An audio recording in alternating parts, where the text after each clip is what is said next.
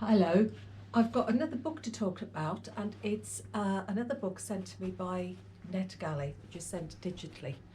It's Love Letters from Paris by Nicolas Barrault, if that's the way you pronounce it. It's a charming book, and it's not a genre that I normally read, but it's set in Montmartre, and a long time ago, that's where we honeymooned. And never ever got back to Paris again, funnily enough. And the descriptions in the book, the way he describes Montmartre, it did really bring back memories. I could see, I could picture the places that he was writing about. Anyway, less of me and back to the book. It's not as overly sentimental book, but the premise of the story is that, excuse me, Julian is a widow. Sorry, widower. Get the tenses right. Julian's wife died, and she made him promise as she was dying that he would write her 33 letters, one for each year of her life. And she promised him that by the time he got to letter 33, his life would have changed. So that is the basis of the story. You've got Julian, who's been left with a 4-year-old, Arthur, and he's so overwhelmed by grief. It's almost as though at the beginning of the book he stopped existing.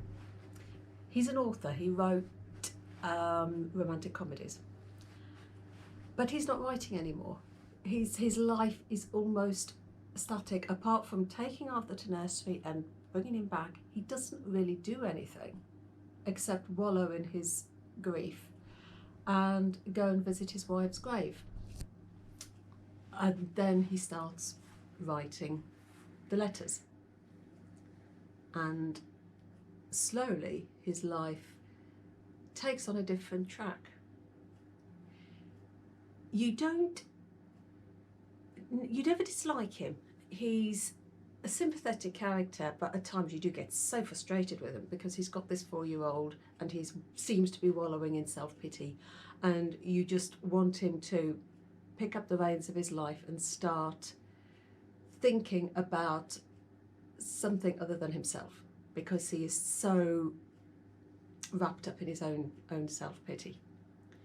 The other characters that appear in the book, you've got Alexandra, his best friend.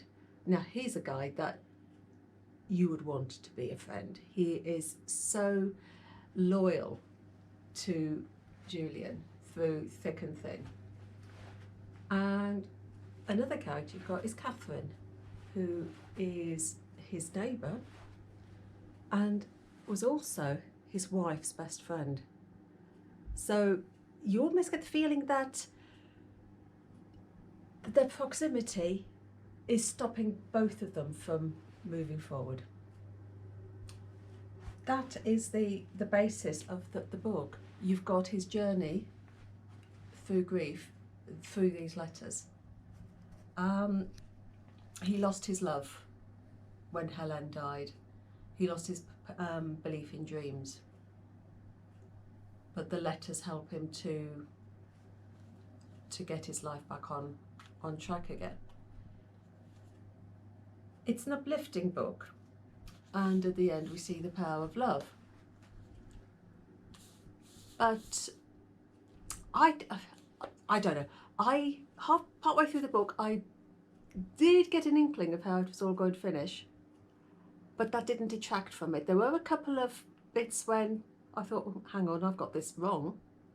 But in the end, it was exactly as I thought it was going to end. But it didn't matter that I'd already guessed it, because it was such a nice story. So yeah, it's uplifting, it's an easy read, and you have some beautiful images of Montmartre. So yeah, Love Letters from Paris by Nicolas Barrault. So you know the form. If you like this video, like, subscribe, tick the notification bells, and I'll catch you next time. So happy reading and